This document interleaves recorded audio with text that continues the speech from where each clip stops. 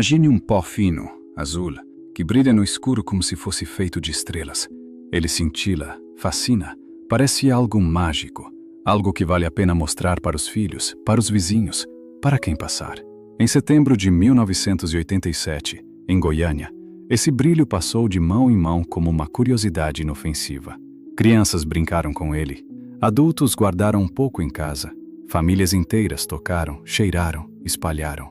Ninguém imaginava que dentro daquele brilho azul estava uma das substâncias mais perigosas já criadas pelo homem. Em poucos dias, o que parecia um presente do destino se transformou em veneno invisível que contaminou casas, ruas, roupas, pele e até o próprio ar da cidade. 4 pessoas morreram. Centenas foram contaminadas para o resto da vida. Milhares viveram com medo. E tudo começou com um aparelho médico abandonado, tratado como sucata. Como um simples objeto esquecido conseguiu envenenar uma cidade inteira. Fique comigo, porque essa é a história real do Césio-137. Estamos em 1987, no coração do Brasil Central. Goiânia, capital de Goiás, era uma cidade em plena expansão urbana. Com pouco mais de 800 mil habitantes, ela crescia rapidamente, atraía migrantes do interior e vivia o otimismo de uma capital moderna que se via longe dos grandes problemas do país. No bairro de setor aeroporto, uma clínica de radioterapia chamada Instituto Goiano de Radioterapia havia fechado as portas em 1985 por problemas financeiros graves. Dentro do prédio abandonado, sem vigilância efetiva, sem lacres, sem placas de alerta, ficou um equipamento de teleterapia, um aparelho pesado, de mais de 400 quilos, que continha uma fonte radioativa de Césio-137. A cápsula selada guardava cerca de 93 gramas de cloreto de césio, com uma atividade de aproximadamente 1.375 curies, uma quantidade extremamente alta para qualquer ambiente urbano. O equipamento não foi desativado corretamente, não foi removido por autoridades, não foi protegido. Ele simplesmente ficou lá, enferrujando, esperando o destino. Ninguém imaginava que aquele descuido institucional abriria as portas para uma das maiores tragédias radioativas urbanas da história. Nesse vídeo vamos acompanhar, passo a passo e minuto a minuto, como um erro aparentemente pequeno se transformou em uma catástrofe que ainda marca o Brasil até hoje. Em 1985, a clínica fechou definitivamente. O equipamento de teleterapia, que já havia sido usado por anos para tratar câncer, foi simplesmente deixado no local. Não havia dinheiro para removê-lo. Não havia interesse das autoridades em fiscalizar. Não havia plano de descarte seguro. A máquina ficou exposta, com sua blindagem de chumbo corroída pelo tempo e pela umidade. 2 anos se passaram. Setembro de 1987. Goiânia vivia um dia comum de primavera. 2 catadores de sucata, Roberto dos Santos e Wagner Mota Pereira, entraram no prédio abandonado em busca de ferro e metais para vender. Eles viram o aparelho grande, pesado, e acharam que poderiam lucrar com as peças de chumbo e aço. Não havia segurança, não havia cadeado, não havia placa. Eles desmontaram parte da máquina ali mesmo e levaram o que conseguiram para o quintal de Roberto, no bairro Aeroporto. Ninguém sabia, mas ali dentro estava o começo de uma tragédia silenciosa que mudaria a vida de milhares de pessoas. No dia 13 de setembro de 1987, os catadores transportaram o equipamento para o quintal da casa de Roberto dos Santos.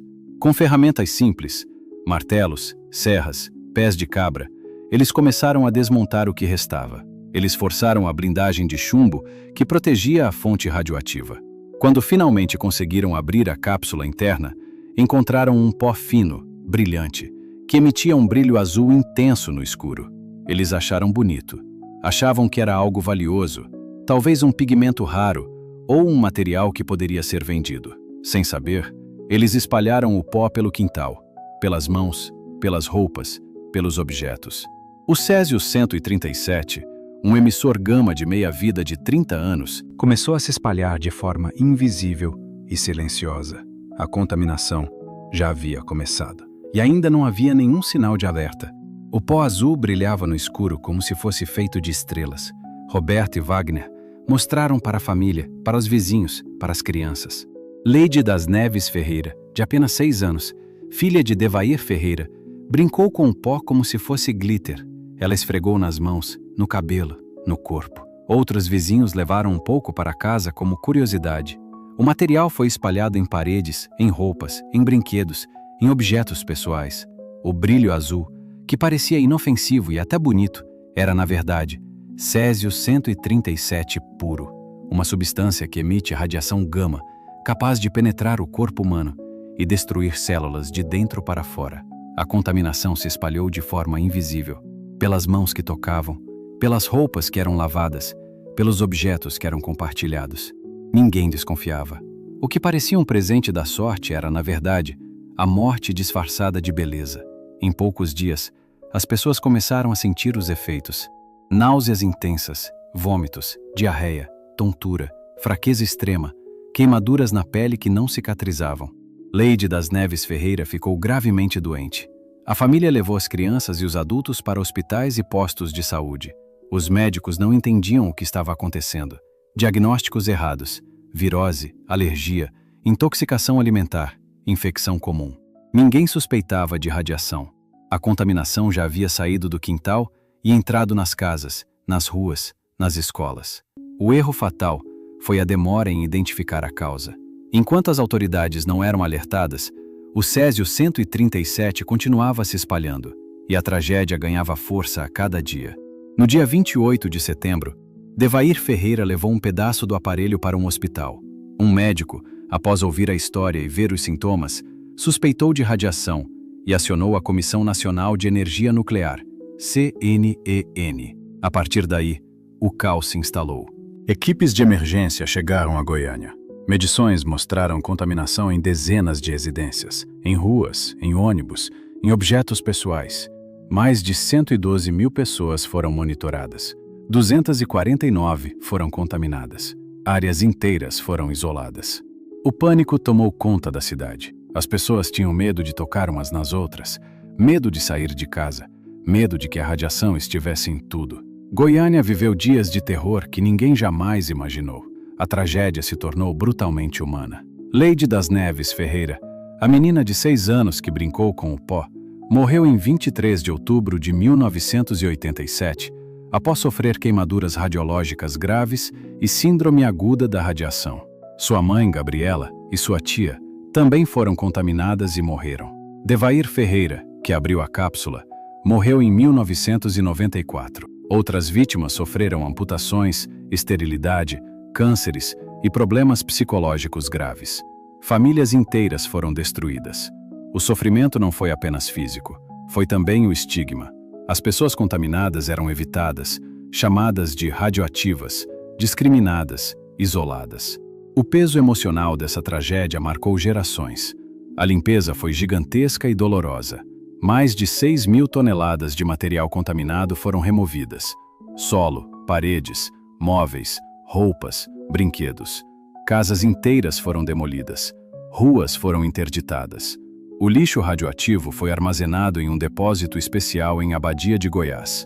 A cidade foi literalmente esburacada para retirar o solo contaminado. O custo foi alto, mas o trauma foi ainda maior.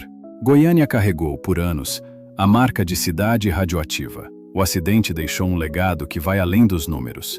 As vítimas e suas famílias sofreram preconceito por décadas. Muitos perderam empregos, amigos, dignidade.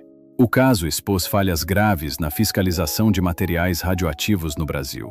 Mudanças foram feitas na legislação, mas o trauma coletivo permaneceu.